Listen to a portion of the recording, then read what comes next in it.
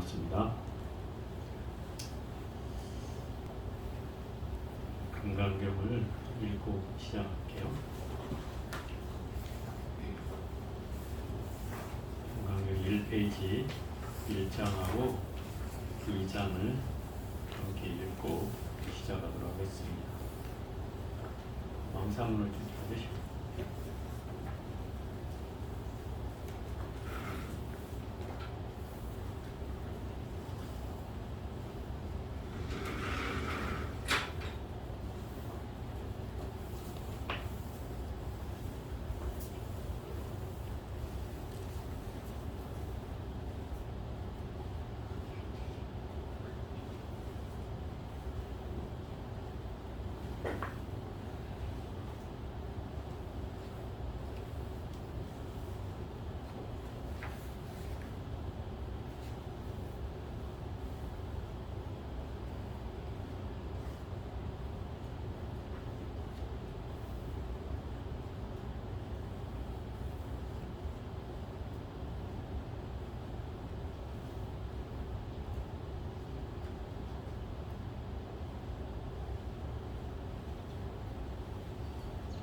금강경을 피세요.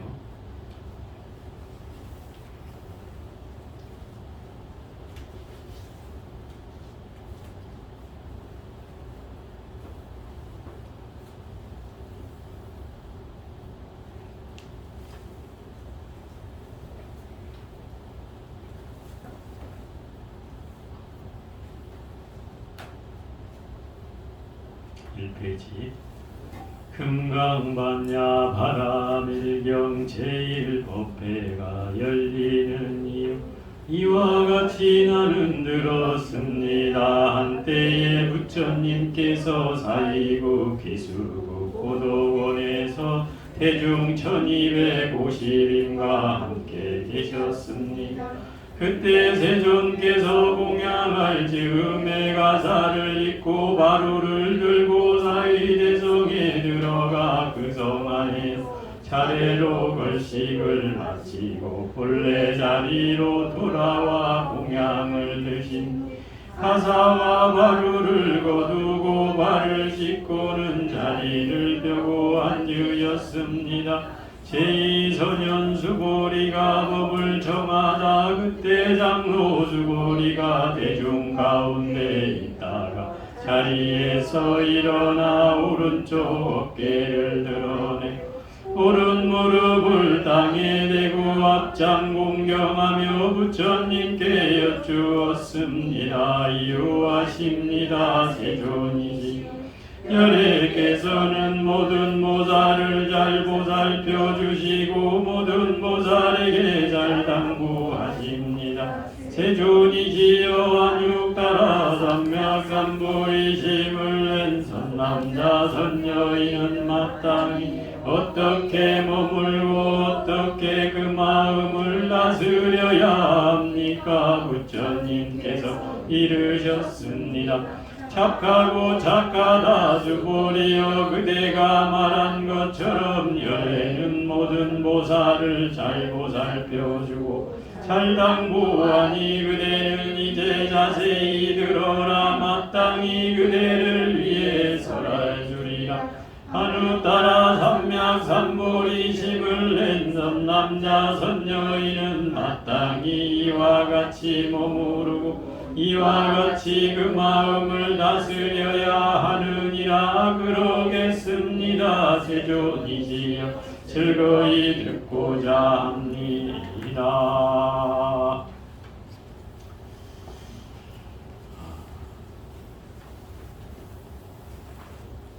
첫 시간에 금강경의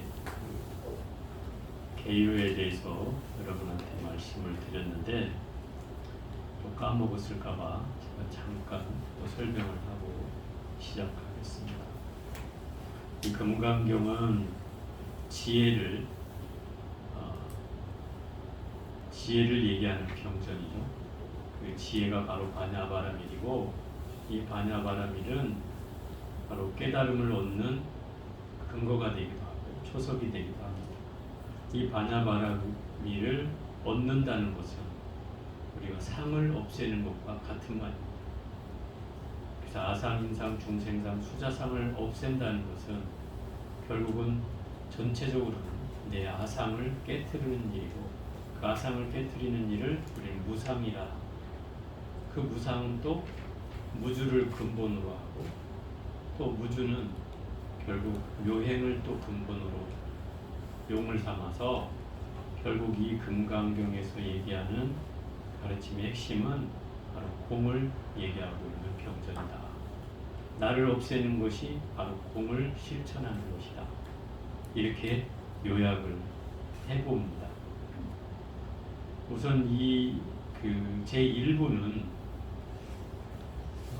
법회가 시작됨을 알리는 장이고, 또 이 금강경에서 나오는 이 내용은 어떤 다른 경전에서 설명되지 않았던 부처님의 일상의 모습이 그려졌다.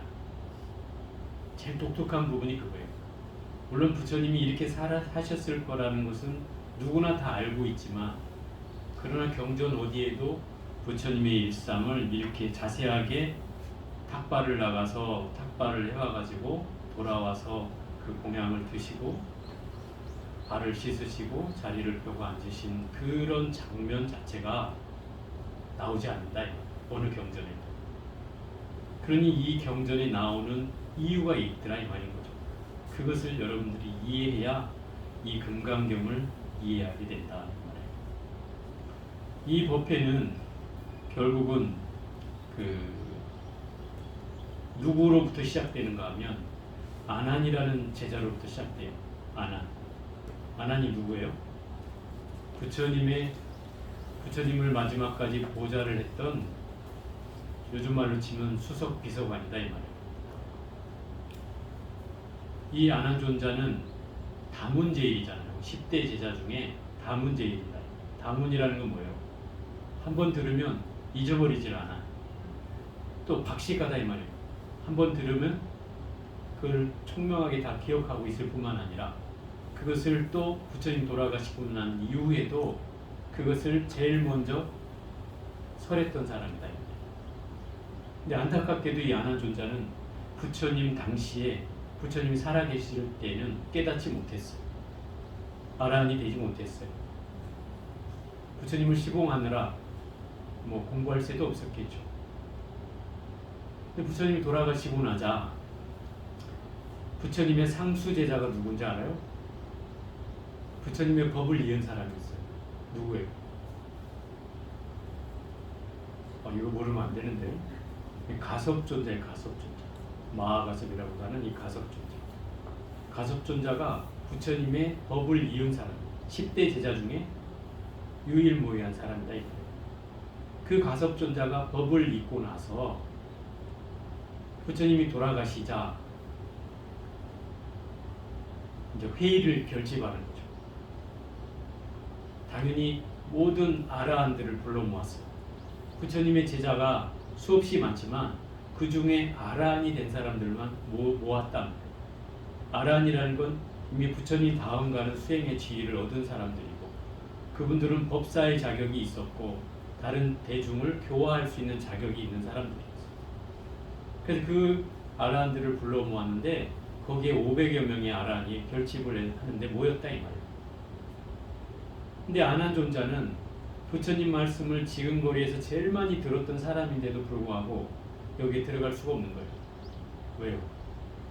아라한이 아니었기 때문에. 깨닫지 못했다고 했잖아요. 못 들어가요. 그래서 이 가섭존자가 아난에게 이렇게 얘기해요. 아난아, 너한테 딱 일주일의 말미를 주겠다.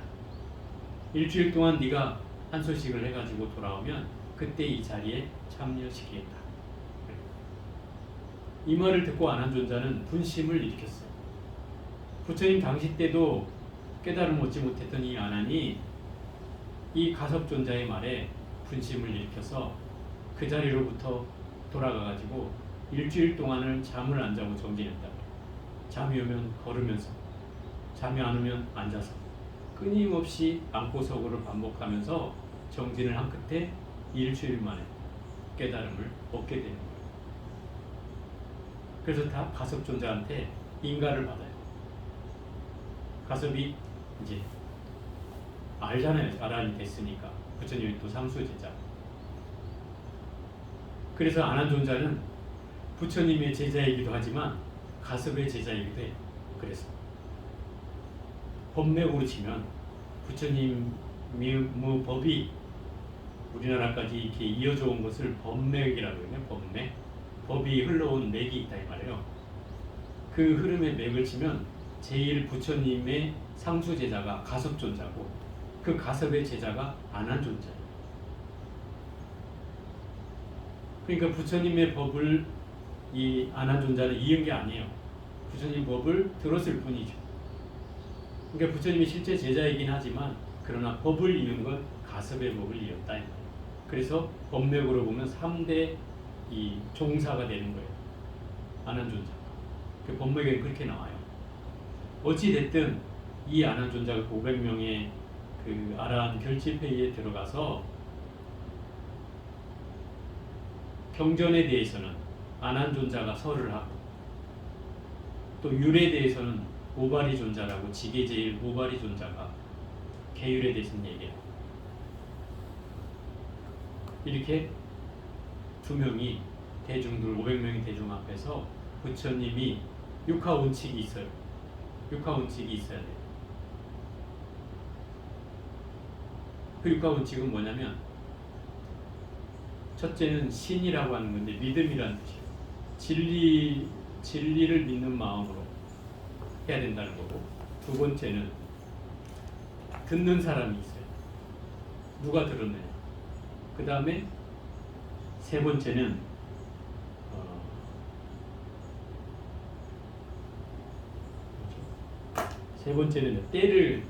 때가 어느 때냐, 시기가 어느 때냐.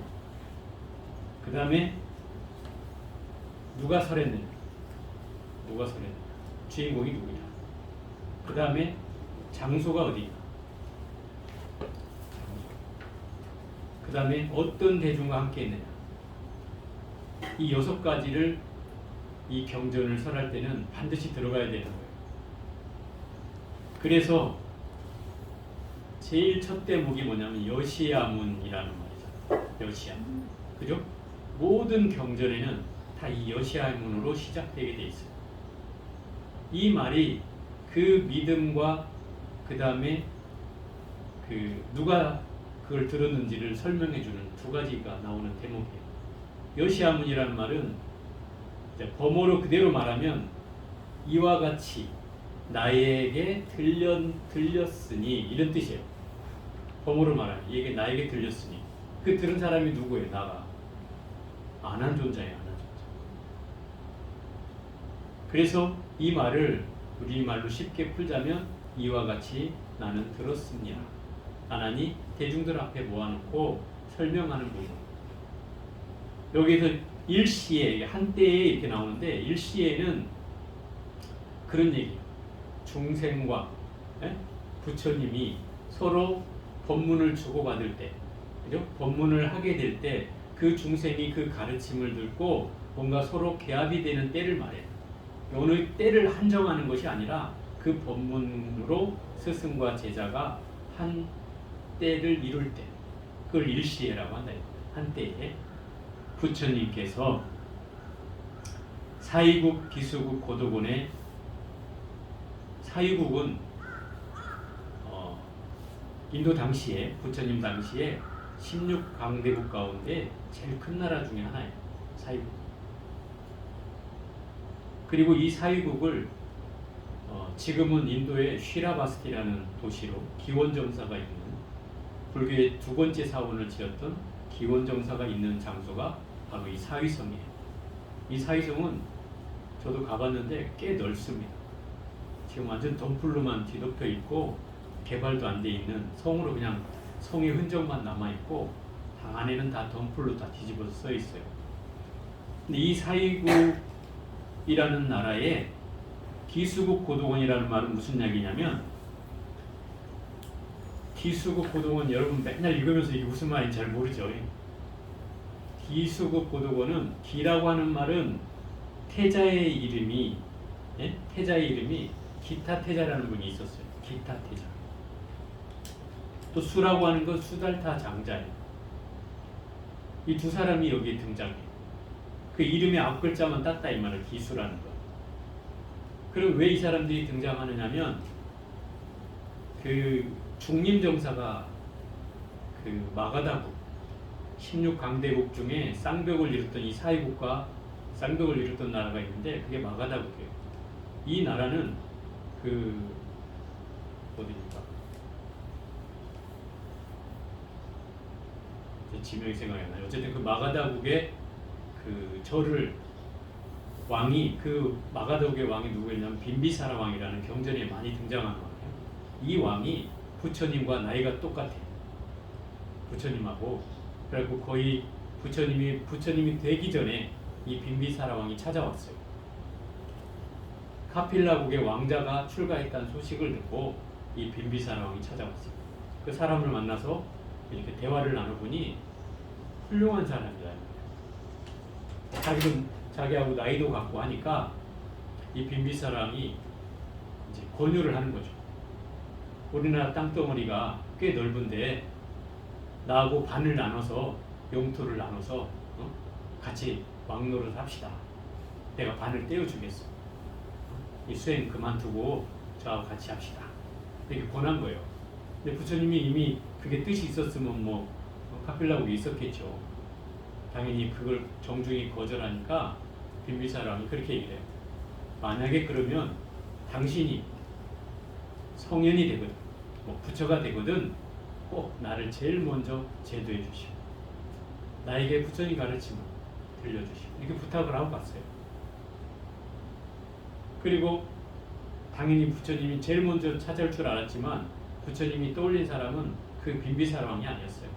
부처님한테 가르침을 가르쳐준 스승들이었어요. 그 스승들을 찾아갔고 그 다음에 아버지 정관왕이 아들이 걱정돼서 보냈던 신하들이 있었어요. 그분들이 다 머리를 깎고 수행자가 됐단 말이에요. 그 5명의 비구예요. 이 사람들이 경전에 등장하는 교진여동 오비구.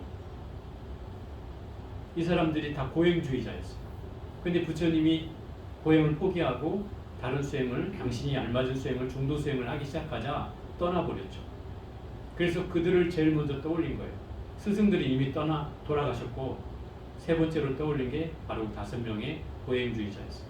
그래서 그들을 먼저 교화하고 또 거기에서 1250명의 대중을 만들어요. 어디서 만드냐면 거기가 바로 사르나트 녹야원이라는 장소예요. 처음으로 법을 폈던 장소. 그곳에서 1250명이 어떻게 만들어지냐면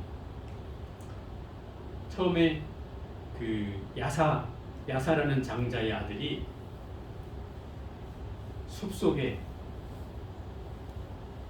놀러 왔다가 부처님을 만나게 됩니다. 그 부처님을 만나고 나서 가르침을 듣고 나니까 자기 술 가고 싶다는 마음이 일어났어요.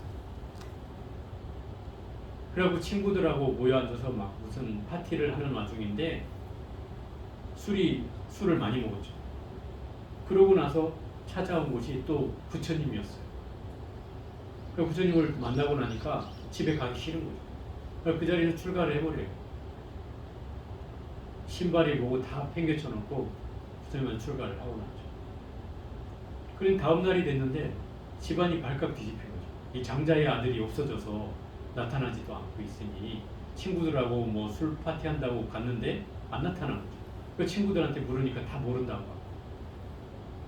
그래서 집안의 하인들을 다 시켜가지고 다 찾았어요. 그 숲속을 가다 보니까 어디 가니까 그 장자의 아들 신발이 달랑 놓여져 있고 옷도 막 벗어진 채로. 그래서 뭐 큰 병고가 생겼나 보다 하고 막 아버지가 통곡하면서 찾아다녔죠. 그러다 어느 숲속에 이르렀는데 거기에 부처님과 함께 머리를 깎고 자기 아들이 앉아있는 거죠. 이 아버지가 봤을 때 얼마나 기가 막혔어요. 한탄스럽죠. 네가 왜 요구가 있느냐고 이제 막 그러는데 부처님을 보고서 쉽게 아들을 일으키지 못해요. 그래서 거기서 조용히 앉아서 그 부처님 말씀을 같이 듣게 되는 거죠. 그러면서 아들이 왜 출가했는지를 이해하게 되는 거죠. 그래서 또 자기 아내를 데리고 그 아내도 부처님께 귀의하게 되죠. 이 야사 장자와 야사의 그 부인이 불교의 최초 제가 신도가 되는 거예요. 두 사람. 그리고 이 야사의 장자의 아들은 출가를 해서 또 비구가 되고, 또 그 친구들이 25명인가 있었는데, 같이 와이프들하고 같이 와서 왜 출가를 했냐고 와서 따지러 왔다가 다 출가를 해. 50명 된 거지. 이게 50명이 만들어졌죠. 그러고 나니까 교진여도 5비까지 치면 55명이에요. 정확히 말하면. 그러고 나서 이제 사리불과 목련이 등장해요. 사리불은 지혜제일 사리불이다. 목련존자. 이 두 사람이 그 산자야 벨라리 푸타라는 회의론자의 스승을 둔 소위 말하면 중간 스승이었어요. 이 회의론자는 뭐 포말론자라고 해서 미꾸라지처럼 막 이렇게 얘기하면 요리 빠져나가, 저렇게 하면 요리 빠져나가, 이렇게 빠져나가는 사람이라고 표현하는 거예요. 논리만 앞서지 실제로 수행력이나 이런 건 그렇게 높지는 않았는데, 그래서 이 목련존자와 사리불은 이미 그 스승의 경지를 이미 넘어선 거예요. 그러니까 더 이상 넘어설 수가 없잖아요. 그래서 둘이 뭐라고 약속을 했냐면, 야, 우리 스승보다 더 훌륭한 사람을 만나거든. 우리는 서로 누구에게든지 제일 먼저 얘기해 주기로 하자. 누가 먼저 만나든 얘기해 주기로 하자. 늘 그게 갈증이었어요. 그런데 어느 날 사리불이 제자들과 함께 이렇게 숲속을 가고 있는데, 저 멀리서 한 수행자가 걸어와요. 혼자 바루를 하나 들고 걸어와요. 그게 누구였냐면 교진여동 오비구 중에 아사야라는 그 비구가 제일 어린 이제 비구인데, 다른 스님들이 깨달음을 얻기 위해서 부처님한테 막 듣고 있을 때 자기는 그 공양을 탁발하러 이제 저작거리로 내려온 거죠. 근데 이 걸음걸이가 범상치 않은 거예요. 그냥 편안하게 걷고 오는 그 모습만 봐도 자기들이 견줄 수가 없다고 생각이 든 거죠. 저 어리고 빛나는 저 수행자를 보면서 저 스승은 더 대단할 거라는 생각이 드는 거죠. 그래서 가던 길을 멈추고 그 비구에게 묻는 거예요. 당신은 누구십니까? 그러니까 나는 아사지라는 비구입니다. 그럼 당신의 스승이 있습니까? 있다. 어디에 있습니까? 저 숲속에 있다. 그럼 당신의 스승은 어떤 가르침을 얘기했습니까? 한마디만 일러주라. 나는 사실 잘 모른다. 잘 모르지만 내가 귀동냥한 가르침을 한마디만 얘기하라면 제법종연생, 제법종연배. 이 말을 하는 거예요. 아까 육부개성 외울 때 나왔죠. 마지막 개성이. 모든 법은 인연에 의해서 생겨나고 인연에 의해서 사라집니다. 이 말만 가르쳐줬는데 이 사리불존자는 거기서 마음의 문이 확 열리는 거죠. 가슴이 확 시원해지는 거예요. 그리고 나서 고맙다고, 내가 꼭 스승을 찾아가겠다고 하고 그 자리에서 그냥 달려와요. 목련존자한테 막 달려오죠. 근데 목련존자 안에서 정진을 하고 있었는데 뛰어오는 발걸음 소리에 이미 분명히 좋은 스승을 만났다는 것을 직감을 하죠. 목련존자. 왜 운동력에 신통력이 있는 사람이잖아요. 그래가지고 사리불이 뛰어오자 좋은 스승을 만났는가 벌써 이렇게 묻는 거예요. 그러니 사리불이 그렇다고, 그 스승이 이런 가르침을 설했다. 그러면서 제법종연배를 듣자마자 이 목련존자도 마음의 문이 열린다. 이미 깨달았어요. 그 말 한마디에 두 사람. 그러고 나서 제자들을 불러놓고 그러는 거예요. 200명이 제자들이. 자, 너희들은 이제 각자 흩어져. 우리는 새로운 스승을 찾아갈 것이다. 그 스승이 이런 가르침을 설했다니 나는 그 스승을 찾아서 갈 테니 너희들은 이들 스승을 찾아가. 그러고 간다 그러니까 200명의 제자들이 자기들도 따라가겠다. 그래서 200명을 이끌고 부처님한테 나아가서 제자가 되는 거예요. 그럼 255명이 만들어졌죠. 그 다음에는 이 부처님이 이 제자들에게 전도선언을 해요. 전도선언. 최초의 전도선언인데 이 제자들에게 자, 비구들이여 떠나라. 많은 사람의 이익을 위해서 떠나라. 처음도 좋고 중간도 좋고 끝도 좋은 그 법을 설하라. 절대 둘이 가지 말고 혼자 가서 법을 설하라. 그러면서 대중들을 다 각자 지역에 가서 이렇게 부처님 말씀을 전하라고 하고, 당신도 나도 우르벨라에 있는 세나니가마로 가서 법을 전하리라. 이러고 당신도 떠나는 거예요. 그곳에는 카샤파 사명제가 있었어요. 부처님은 아주 이들을 대놓고 교화하려는 마음으로 그곳을 찾아간 거예요. 이 사람들은 배화교도라고 해서 불을 숭배하는 그 교도였어요. 다른 이교도죠. 그리고 불을 숭배하면서 동굴에서 그 큰 뱀을 숭배하고, 그 뱀에게 소위 말하면 뭐 헌신이라 그러나 몸을 바쳐가지고 이제 뭐 뱀을 달래가면서 이제 그 불을 숭상하는 그런 이교도였는데, 부처님이 35살 때 거기를 찾아가서 젊은 수행자가 찾아와서 뭐라고 하냐면, 나도 여기에 머물게 해달라고 해요. 여기 머물 데가 없다 그러니까 저 동굴에라도 있게 해달라고 해요. 저 동굴은 아무나 들어갈 수 없는 곳이다. 아, 자기는 괜찮다. 너 거기 들어가면 죽을 수도 있다. 괜찮다. 내가 가서 편안히 살 테니 걱정 말고 나 거기에만 있게 해달라고. 그 동굴로 들어갔어요. 동굴로 들어갔는데 뱀이, 엄청 큰 뱀이 자기 위협하는 거죠.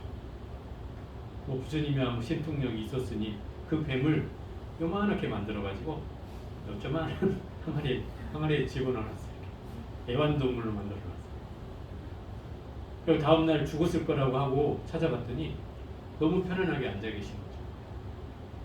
그때 그 카샤파 사명주 중에 제일 큰 형이, 제일 큰 도인인데, 그 젊은 수행자를 보고서 약간 시기심이 막 일어나요.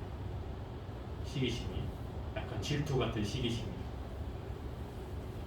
그 다음에 그래가지고 그때로부터 이 카샤파의 제일 큰 이 카샤파 형제 중에 이 사람이 도력이 있었어요. 신통력이 있었단 말이에요. 그러니까 막 무리를 걷기도 하고, 막 그래갖고 왕을 초청해가지고 자기의 막 그런 신통력을 막 보여주는 거죠. 그리고 매일 그 카샤파 그 제일 큰 형을 이 부처님이 매일 찾아가요. 오지 말라고 해도 찾아가요. 가서 가만히 앉아 있다 와요. 근데 웃기는 것은 가만히 옆에 앉아 있으면 자기 신통력을 하려고 해도 잘 안 돼. 이제 소위 말하면 잘 안 되는 거죠. 그래가지고 속으로 맨날 좀 안 왔으면 좋겠다 이러는 거죠. 어느 날 이제 왕을 초청을 했어요. 그 나라에 왕을 초청했는데, 그날도 이 석가모니 이 젊은 수행자가 안 왔으면 좋겠다 하는 마음으로 있었어요. 근데 그 왕이 와서 이제 대접을 하고 뭐 잔치를 열고 좋은 가르침을 설하고 그러고 돌아갔는데 부처님이 안 보이는 거예요. 안 나타나는 거예요. 그러니까 다시 또 반대로 궁금해졌어요. 또. 그래가지고 왜 안 나타났지? 어디서 뭐 하고 있지? 하고 있는데 부처님이 그때 딱 나타나는 거예요. 아니 왜 아까는 안 나타났냐고 이렇게 물으니까, 당신이 오지 않았으면 했지 않냐고. 그래서 내가 안 왔다고. 그럼 왜 지금은 나타났냐고. 당신이 이제쯤 왔으면 했지 않냐고. 그래서 왔다고 그러는 거예요. 그러니 이미 거기서 자기가 한수가 아래라는 걸 이제 알게 된 거죠. 모든 도력은 서로 비등비등했어요. 물 위에서 막 날아다니고 막 공중을 막 회전하고 막 이런 걸 둘이 막 했단 말이에요. 그런데 다 비슷비슷했는데 그 마음을 읽어내는 거는 부처님을 따라갈 수가 없었는데, 거기에서 이 사람이 설복이 돼가지고 이 교도들 중에 500명이 자기가 데리고 있었던 교도들인데 전부 다 이 젊은 수행자를 스승으로 삼아요. 그 자리에서 뭐 이 큰 스승이 그 사람한테 머리를 조아리니까 다른 500명도 뭐 말할 것도 없이 다 머리를 조아리고 제자가 되죠. 그리고 부처님한테 그 하기 전에 있었던 모든 제기와 막 제사도구, 뭐 신에게 막 뭐 올렸던 이런 것들을 다 버려 강물에 다 버리는 거예요. 그 잭이나 접시나 막 이런 것들이 강물에 둥둥둥 떠내려오니 저 밑에 마을에 살고 있던 중간 동생이 아이고 형님 집에 큰일 났다. 뭔 일이 생겼다. 그러고 300명을 이끌고 뭔 일이 생겼나고 쫓아와 봤더니 젊은 수행자 앞에 얌전히 앉아서 형님이 절을 하고 있는 거예요. 수염이 나고 더 나이도 먹은 형님이 처음에 막 붕괴를 하고 아니 이 사람이 누구길래 대체 형님이 이러냐고 막 와서 따지려고 하는데 형님이 나무래는 거죠. 그리고 너도 와서 여기 앉으라고. 앉으니까 또 부처님 말씀을 들으면서 이 두 번째 형제도 교화가 돼요. 300명 또 된 거죠.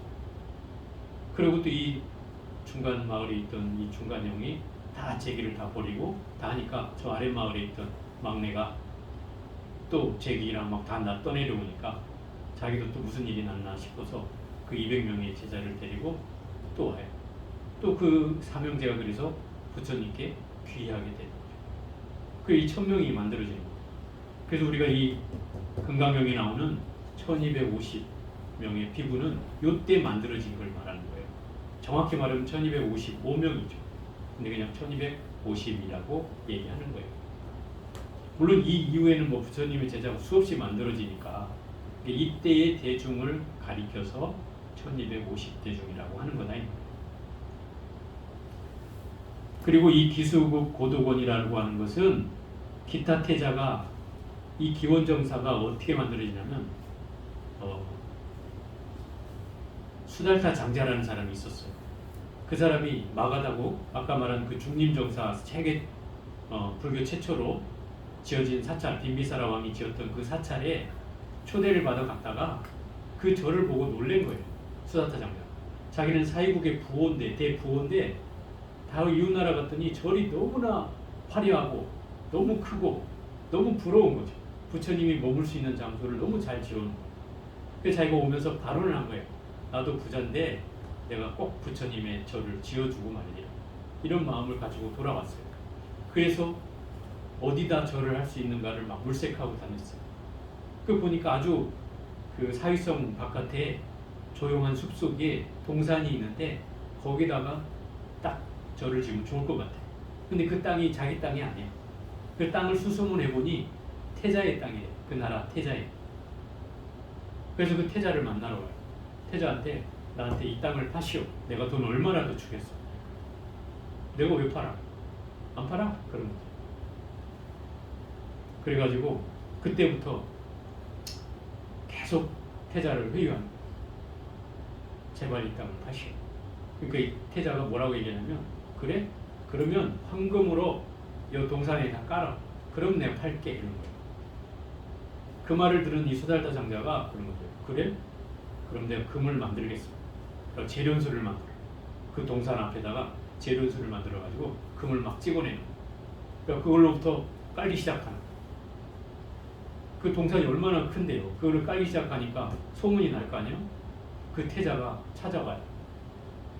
그리고 그 광경을 보게 되는 거죠.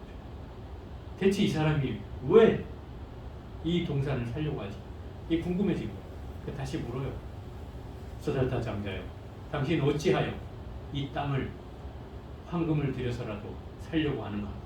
그걸 나한테 말해달라. 그러니까 실은 자기가 저 마가두에 갔더니 부처님을 머무를 수 있는 그 장소를 절을 지어놨는데 너무나 잘 지었다. 그걸 보고 사실은 나도 발언을 했다. 그래서 내 우리나라에도 부처님이 머물 수 있는 아주 큰 사원을 지어서 부처님께 이곳에 초청해가지고 이곳에서 머물게 하고 싶다. 이 말을 하니까 부처님이 나셨다는 소리를 들었더니 태자도 흔연하게 그래? 그러면 이 땅 네가 써. 그러고 주는 거죠. 그리고 이 수달타 장자는 아주 훌륭한 사람이었어요. 어떤 훌륭한 사람이냐면 돈이 많고 장자인데도 불구하고 여기에 급고독이라는 말이 있잖아요. 급고독. 급고독이 무슨 얘기냐면 이 사람의 별명이었어요. 급고독 장자라고 불렸어요. 급고독은 뭐냐면 호랍이거나 과부이거나 또는 고아이거나 또는 독거노인이거나 이런 사람들을 보살펴준 사람이에요. 그런 사람들에게 집을 제공해주고 먹을 것과 입을 것과 잠잘 곳을 제공해줬던 아주 훌륭한 사람이죠. 요즘 말로 치면은 뭐 사회 그 복지 이런 거를 실천을 했던 사람인 거죠. 그래서 그런 장자였기 때문에 급고독 장자라고도 불렸어요. 고독을 해결해준 그런 사람이었다 이 말인 거죠. 그러니 기수국 고독원이라는 말은 그래서 기타태자와 수다타 장자, 급고독 장자로 불리는 수다타 장자가 함께해서 세워진 동사, 그게 기수국 고독원이에요. 그걸 줄여서 기원정사 이렇게 얘기합니다. 기원정사. 그때 세종께서 공양할 즈음에 가사를 입으시고 바루를 들고 사위대성에 들어가셨다. 보살님들이 뭐 저 태국이나 이런 뭐 미얀마나 불교 사찰이 불교국가인 나라에 가면 지금도 그 풍습이 남아 있어서 아침에 7시쯤이 되면은 각자 바루를 들고 일렬로 서서 스님들이 시내로 탁발을 나오는 광경을 뭐 TV나 이런 데로 보신 적 있을 텐데, 부처님이 맨 앞에 서서 바루를 하나 들고 뒤에 제자들이 따라서 서서 일렬로 그 저작거리를 이제 천천히 자기를 관주하며 걸어 들어가요. 빨리 걸어가는 게 아니고 수행하는 속도로 들어가는 거예요. 근데 그 광경만 봐도 사람들이 신심이 날 수밖에 없었어요. 그러고 들어가서 원래는 7집을 도는 거예요. 7집. 칠가식이라고 해서 한 집만 돌면 안 돼요. 왜 한 집만 돌면 안 되냐면 이게 이제 스님들이 자꾸 매일 다니다 보니까 맛있는 집을 아는 거지. 그 맛있는 집, 좋은 거 주는 집을 알아가지고 자꾸 그 집만 가는 사람이 생기니까 부처님이 칠가식이라고 했어요. 7집을 돌아라. 그 법률을 정해줬어. 게을로. 이제 그래서 한 곳만 너무 좋은 데로 가지 말고 여러 사람에게 복을 지을 기회를 줘라. 그래서 7집을 돌아다녀서 음식을 얻어갖고 돌아와요. 그래서 못 가는 사람도 있을 거 아니에요. 뭐 열애자도 있고 병이 있는 사람도 있고 몸이 불편한 사람도 있고 감기에 걸렸다 이런 사람도 있으니까 그런 사람들과 함께 앉아서 나눠서 같이 먹게 되는 거죠. 그래서 주로 아침에 7시쯤 나가가지고 1시간 좀 걸어가서 탁발을 마치고 돌아오면은 한 9시에서 10시 사이가 돼요. 그래서 부처님이 그때 공양을 드셨기 때문에 사시공양이라는 말을 하는 거예요. 어? 사시. 하루 중에 한 번만 드셨다가 일종씩. 그래서 오후 불식을 한 거예요. 저녁에는 오후 12시만 넘으면 공양을 안 드셨어요. 요즘은 뭐 그렇게 하라 그러면 할 사람이 많지는 않을 텐데 동남아시아는 지금도 그 법칙을 시행하고 있어요. 그러니까 하루에 한 끼만 먹어요. 근데 한 끼가 엄청나죠. 우리 한 3끼 정도 되느냐. 그런데다가 뭐 육식, 채식 안 가려요. 동남아시아. 통닭도 나오고 고기도 나오고 그래요. 사시 공양 자체가. 그게 이제 부처님 당시에 공양 자체가 그랬다는 거죠. 우리는 뭐 이제 중국, 한국, 일본을 거치면서 이제 이 채식의 문화권으로 오다 보니까 이 상황이 바뀌었을 뿐이지 그랬다는 거예요. 그래서 부처님이 차례대로 걸식을 마치고 본래 자리로 돌아와서 공양을 드시고 가사와 바루를 거두시고 그 다음에 발을 씻고는 자리를 펴고 앉으셨습니다. 이 광경이 매일 일상으로 부처님께서 제자들과 함께 했던 일상의 모습이에요. 근데 이 모습이 다른 경전에는 이렇게 열거된 표현된 데를 아직도 못 봤어요. 저는 어느 때에 어디서 무슨 가르침을 설하셨습니다까지 나와도 이런 대목이 안 나와요. 이 금강경에만 나오는 대목. 근데 왜 그런 금강경에서 이 대목이 묘사가 됐을까? 이걸 우리는 좀 알아야 돼요. 부처님이 사실은 대중들에게 보여주기 위한 일이기도 해요. 중생을 제도하겠다는 마음을 내는 순간부터 부처님은 뭐 내가 밥을 먹은들 안 먹은들, 또 공양을 한들 안 한들, 또 당신이 뭐 밖을 나간들 안 나간들 먹지 못할 수 있는 건 아니에요. 그렇지만 제자들을 위해서, 또 일반 사람들을 위해서 복을 지혜를 기회를 주고 또 그들에게 부처님 가르침을 한 번이라도 더 전할 수 있는 상황을 만들기 위해서 이런 탁발이라는 행사를 매일같이 한 거예요. 그러니까 어찌 보면 우리가 그러잖아요. 옷 입고 밥 먹고 잠자고 그죠? 자리를 펴고 앉는 일은 가장 흔한 일이잖아요. 그죠? 제일 흔한 일이죠. 여러분들이 하루에 이거를 하지 않고 살 수 있는 날이 없잖아요. 그죠? 그러면 왜 이 얘기를 이 제일 첫 분에 얘기를 하고 있을까? 이것은 이런 거예요. 도라고 하는 것, 깨달음이라고 하는 것은 가장 일상화된 소에서 나온다는 거예요. 이걸 알려주고 싶은 거예요, 부처님은. 응? 마치 옛날에 이랬어요.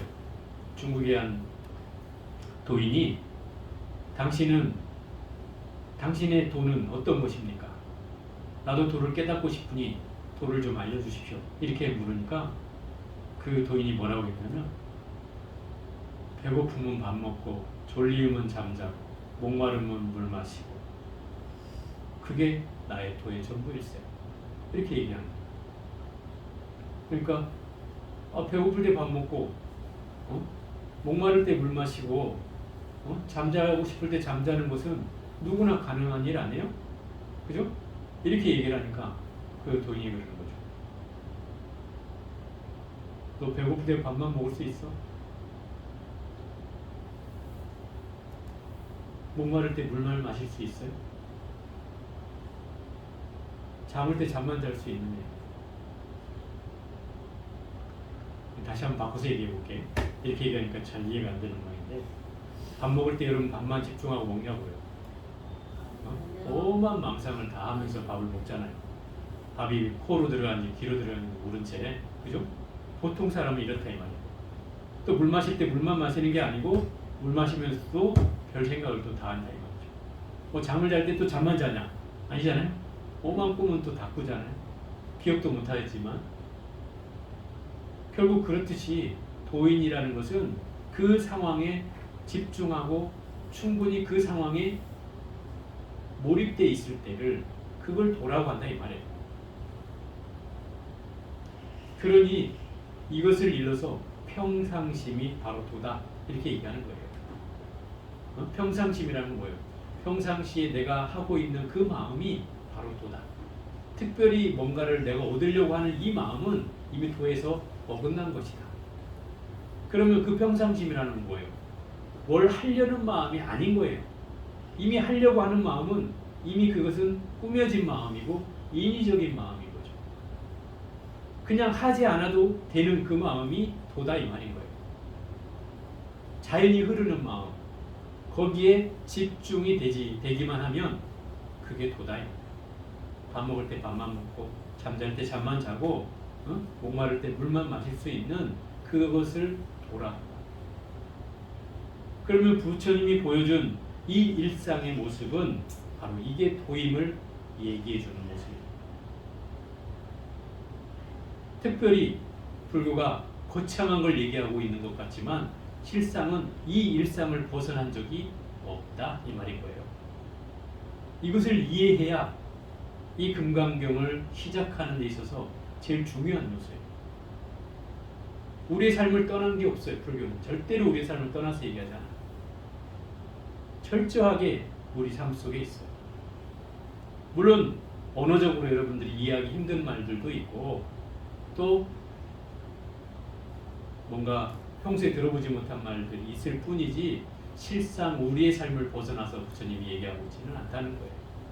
그러니 이 가르침이 얼마나 대단한지를 이 금강경을 통해서 우리는 알아야 된다는 뜻이고 바로 첫 번째 열린 이 법회가 열리는 그 까닭이 바로 부처님이 중생에게 이 일상의 모습을 보여줌으로 해서 이 법회의 거룩함을 평상심으로 얘기해주고 있다는 것이고 또 그 일상의 모습이 불교의 전체 모습이라는 것, 불교의 핵심적인 모습이라는 것을 얘기해주고 있는 것이다. 여기에 잘 알면 여기서부터 이 금강경의 핵심이 이 한 분에서 다 끝난다. 이렇게까지 얘기한단 말이에요. 그러면 무슨 얘기냐면 어디에도 걸려지지 않고 어디에도 치우치지 않고 어떤 것을 또 끄집어내서 인위적으로 얘기하고 있지 않은 그 가르침이 바로 바로 이 1분에서 얘기하고 있는, 응? 공양을 탁발을 나가서 탁발을 해와가지고 그 밥을 먹고 손발을 씻으시고 자리를 펴고 앉아서 고요히 명상에 들었던 그 일상의 모습이 바로 이 금강경의 핵심적인 내용이다, 이 말인 거예요. 그러니 1분이 왜 이렇게 일상의 모습을 너무 쉽게 편안하게 써놨을까? 또 다른 경전에는 나오지 않는 이런 부분이 왜 묘사가 됐을까? 라고 생각해 보면 부처님이 이 경전을 펴면서, 부처님 경전을 핀 건 아니죠. 부처님이 이 금강경을 얘기하면서 중생에게 이런 깨우침을 주고 싶었다라고 하는 그 시작점이 바로 이거다라고 하는 거예요. 아무리 어려운 걸 다 설명해봐도 이 이상 가는 게 아니에요. 이 일상의 모습을 떠난 게 아니란 말이에요. 그래서 분명히 여러분들이 이 일상의 모습을 가지고서 금강경을 이해해야 된다 이 말이에요. 그 평상심을 가지고 부처님이 도라고 얘기했던 여기에서 크게 벗어난 게 아니다 이 말이에요. 아무리 어려운 얘기해도 여기에서 벗어난 게 아니다. 그것을 염두에 두고 이 2장으로 넘어갔으면 좋겠어요. 그때 장로 수보리가, 여기서 장로 수보리는 그 부처님의 제자 10대 제자 가운데 해공제일 수보리. 해자는 풀해자, 우리가 해탈하다 할 때 해자인데 풀해자, 공, 텅빌 공자죠. 공의 이치를 제일 잘 이해한 사람, 그 사람이 누구다? 수보리다. 근데 여기다 장로 이렇게 붙였잖아요. 장로라는 말은 이미 아라한이 되었다는 뜻이에요. 아라한이라는 것은 모든 사람의 스승이 될 만한 자격이 되었다는 뜻이고, 법을 설할 수 있으며, 그죠? 모든 스님들과 제가자들의 스승이 될 수 있는 때를 말해요. 근데 우리 장로라는 말이 지금 교회에서 사용되고 있잖아요. 그죠? 원래 이게 불교 용어인데 이 사람들이 빌려다 썼는데 세금도 안 내. 자기네 거라고 우기죠. 그래서 요새 절에서는 이 장로란 말을 그래서 잘 안 써. 이 경전에 이렇게 나오는데도. 그래서 나이 든 스님들을 노장 스님이라고 그래요. 거꾸로 노장 스님, 노장 스님 또는 구참 스님 이렇게 얘기하긴 하는데, 어쨌든 이게 불교 용어예요. 대중 가운데 있다가 자리에서 일어나 오른쪽 어깨를 드러내고, 오른쪽 어깨를 드러낸다는 것은 편단우견이라고 하는 건데, 스님들이 가사를 입으면 오른쪽 어깨가 드러나죠? 이렇게 가사를 입고 이제 앉아있을 때는 그냥 편하게 앉아있다가 부처님께 예경하기 위해서 가사를 이제 두르고 이렇게 제대로 요법하게 하고 부처님께 나아가서 이제 오른 무릎을 꿇고 땅에 대고 절을 하면서 합창 공경을 했다. 여기서 대묘가 이제 지금 잘못된 말인데 대고로 좀 바꿔주세요. 나중에 그냥 거기다 그 잘 종이를 찢어가지고 잘라서 조각을 해서 잘 붙여서 잘 써봐요. 유일한 오자가 나왔어요. 땅에 대고 합장 공경하며 부처님께 여쭈었습니다. 오른 무릎을 땅에 댄다는 것은 우슬착지라고 해요. 우슬착지.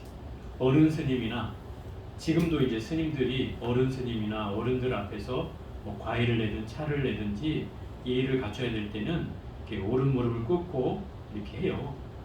그런 얘기 본 적 있어요? 한번 보여줘야 되나? 이렇게 우슬착지라는 게 오른 무릎을 꿇으니까 이 무릎을 꿇고 한 무릎을 세우고 합장하고 어른 스님한테 나아가서 이렇게 뭐 차를 내주고 뭐 할 때 이렇게 한다 이 말이에요. 이걸 우슬착지라 그래. 지금도 절에서 쓰이고 있어요. 희화하십니다. 세존이시여. 이 희화하시다는 말은 부처님께서 이 일상의 모습을 처음으로 보여줬잖아요. 그죠? 처음으로 이 말씀을 하셨고, 그러니까 이 모습이 평범하지만 평범한 게 아닌 거죠. 평상의 것이긴 한데 경전에 어디에도 나온 적이 없는 아주 희유한 일인 거죠. 희유하다는 말은 아주 드문 일이 일어났다 이 말인 거예요. 그 일반적으로 부처님이 밥 먹고 자리에 앉고 발을 씻고 앉으신 이 일상의 모습이 바로 희유하다는 거예요. 여래께서는 모든 보살을 잘 보살펴 주시고 모든 보살에게 잘 당부하십니다. 보살펴 준다는 것은 잘 보호해 준다는 뜻이고, 또 당부한다는 것은 부처님께서 그 제자들에게 또는 보살들에게 부처님의 가르침을 전해서 그것을 후대에 전할 수 있게끔 당부해 가는 걸 말한다 이 말이에요. 세존이시여 안욕 따라 삼맥 삼보리심을 낸 선남자 선녀인은 마땅히 어떻게 머물고 어떻게 그 마음을 다스려야 합니까? 안욕 따라 삼맥 삼보리심은 무상정등각이라고 표현되는 말이에요. 그 범어로 이게 안욕 따라 삼맥 삼보리고, 이걸 풀어보면 무상정등각. 무는 없을 무자고, 상은 윗상자고, 정은 바를 정자고, 등은 평등할 등자고, 각은 깨달을 각자. 그럼 그걸 풀어보면 위가 없는 바르고 평등한 깨달음, 이런 뜻이에요. 안욕 따라 삼맥 삼보리라는 말이 위가 없는 최고로 바르고 평등한 깨달음, 그게 뭐다? 안욕 따라 삼맥 삼보리다. 그런 마음을 내는 걸 안욕 따라 삼맥 삼보리 심이라고 해요. 그걸 줄여서 보리심이라고 쓴다. 보리심. 안욕 따라 삼맥 삼보리 심을 줄여서 얘기하면 보리심. 마음을 낸다고 했으니 발보리심, 이렇게 얘기되죠. 깨닫고자 하는 마음을 내는 선남자 선녀인은 이런 뜻이죠. 선남자 선녀인은 누구냐면, 일반 제가신도의 남녀를 가리켜서 선남자 선녀인이라고 하는데, 여기서는 이제 모든 보살들을 가리켜요. 모든 보살들은, 그러니까 이 마음을 내서 수행하고자 하는 모든 보살들은 마땅히 어떻게 마음을 머물고 어떻게 그 마음을 항복받아야 합니까? 다스려야 합니까? 이렇게 물었어요. 이 말은 그런 거죠. 결국은 깨달음을 내는 사람이 어떤 마음을 가져야 하며 어떻게 마음을 이걸 항복받아야 합니까? 이제 이렇게 물은 거예요. 그러니까 부처님께서 이르시기를 착하고 착하다 수보리여, 그대가 말한 것처럼 열애는 모든 보살을 잘 보호해 주시고 잘 당부를 하니 그대는 이제 자세히 들어라. 마땅히 그대를 위해 내가 설해 주리라. 안욕 따라 삼맥 삼보리심을 낸 선남자 선녀인은, 그 발보리심을 한 보살은 마땅히 이와 같이 머무르고 이와 같이 그 마음을 다스려야 하느냐. 이와 같이라는 말은 결국 부처님이 말한 대로 또는 진리와 함께, 진리처럼 이렇게 머물고 진리처럼 항복받아야 한다, 이 말인 거예요. 그러자 수보리가 그러겠습니다 세존이시여, 즐거이 듣고자 합니다. 자, 법문을 청하는 대목이죠, 이 두 번째. 그래서 이 두 번째를 선현 기청분이라고 하잖아요. 선현이라는 말은 수보리의 그 이름이 뜻이 선현이라, 착할 선자, 그 나타날 현자, 착하게 나타나, 이런 뜻이에요. 그 선현 수보리 이렇게 얘기한단 말이에요. 그 선현 수보리가 부처님께 나아가 이 가르침을 청했다. 왜 가르침을 청했어요? 이건 모든 보살들, 모든 중생들을 대신해서 이 물음을 던진 거라 이 말이에요. 그러면 결국 우리가 이 수보리가 되어서 이 가르침을 이해하면 되는 거예요. 그러니까 여러분은 나를 수보리로 대입을 해서 이 경전을 이해하면 된다 이 말이에요. 이 경전은 그래서 불교 경전의 99.9%가 다 문답으로 되어 있어요. 문답이라는 묻고 대답하고로 되어 있다. 99.5%예요 경전이. 약 1%만, 1%도 아니 0.1%만 부처님이 그 경전에 내가 이 가르침을 설하겠다 하고 설한 건 딱 한 페이지 정도 있어요. 대장경이 한 페이지도 안 돼요. 한 3분의 2 정도밖에 안 되는 그런 양의 양만 부처님이 스스로 설한 자설경이 하나 있고, 나머지는 다 문답에 의해서 설해진 거예요. 그럼 모든 경전이 묻는 사람이 있기 때문에 부처님이 얘기하게 된 것이다 이 말인 거예요. 이해가 되죠? 모든 경전이 다 그래요. 부처님이 당신이 내가 이걸 설할 테니 들어라 하고 한 건 아까 말한 0.1%만 그렇대요. 나머지는 다 팔만대장경의 모든 내용이 다 묻고 대답한 형식으로 되어 있다. 그러면 모든 제자들이 우리를 대신해서 궁금한 거를 묻고 부처님은 그것을 대답한 내용이 경전으로 편집된 것이다 이 말이죠. 모든 내용이 그렇게 되어 있어요. 어떤 경전을 봐도. 그래서 여기는 이제 수고리가 등장하는 것이고, 그리고 이제 이 금강경이라는 경전이 바로 깨달음을 얻기 위해서는 어떻게 내 마음을 다스려야 되는가를 설명해주고 있는 경전이라는 걸 알 수 있죠. 이 대목만 봐도. 그러니까 결국은 이 금강경의 내용이 내가 깨달음을 얻으려면 어떤 마음을 가져야 되고 어떻게 마음을 조복받아야 합니까? 이걸 설명해주고 있는 경전이라는 거예요. 그러니 여러분이 이 금강경만 잘 이해해도 뭐를 얻을 수 있겠어요? 지혜를 얻을 수 있는 경전이다. 그래서 여러분들이 나름 좋은 지혜를 얻고자 하면 경전을 열심히 공부하고, 그죠? 미리 예습을 해와야 돼. 예습 한 번씩 읽어보고, 그죠? 그리고 전에 거에 기억이 안 나면 유튜브 이거 전에 거 한 번 더 보고 이렇게, 그러면서 뭔가 이렇게 해나가야 이 내용들이 잘 이해도 되고 재미가 있어요. 그냥 뻘쭘하게 와가지고만 듣고 가면 여러분 생소한 말들이 많기 때문에 쉽게 들어오진 않는다 이 말이에요. 그래서 자꾸 들어야 돼요. 유튜브를 이제 해서 보내주니까 그거를 열심히 듣고 다음 시간에는 그렇게 공부를 이어가도록 하겠습니다. 오늘은 여기까지 해보고요. 좀 쉬었다가 정진하겠습니다.